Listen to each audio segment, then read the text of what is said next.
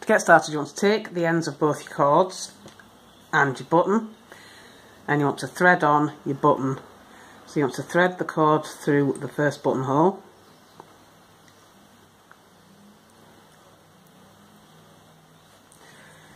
and then you can thread it out through one of the others. So you could either go straight down or you can go across. So I'm going to go across, and I want to do the same thing with the other cord.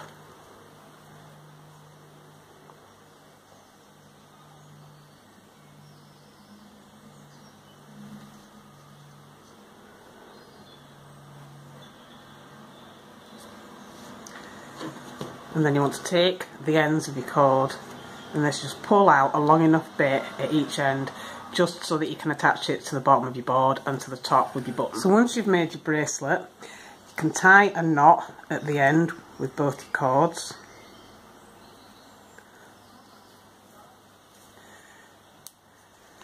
And then you want to tie another knot, leaving a little bit of a gap, just enough to fit your button through.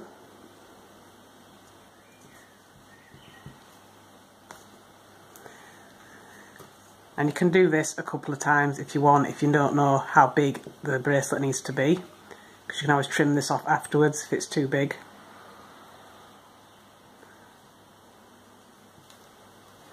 And then just pull your knots tight. And then you can trim off any excess.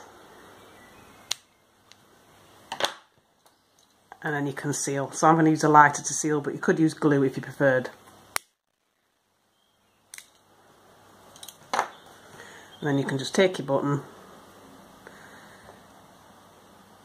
insert it through the gap to fasten your bracelet.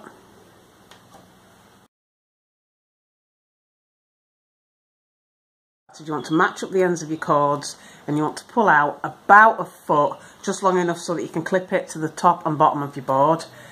And then you want to fold it over here and then tie a knot to form a loop.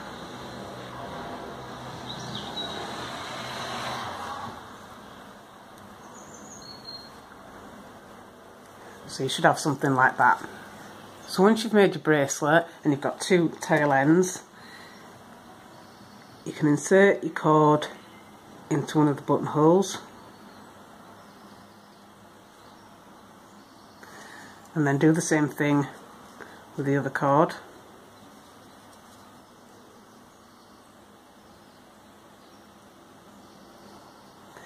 And then you can pull it to where you finish your knotting, and then just tie a knot at the end, and then just push that down to your button,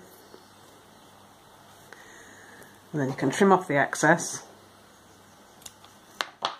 and then you can seal. Now I'm using a lighter to seal here, but you could use glue if you preferred.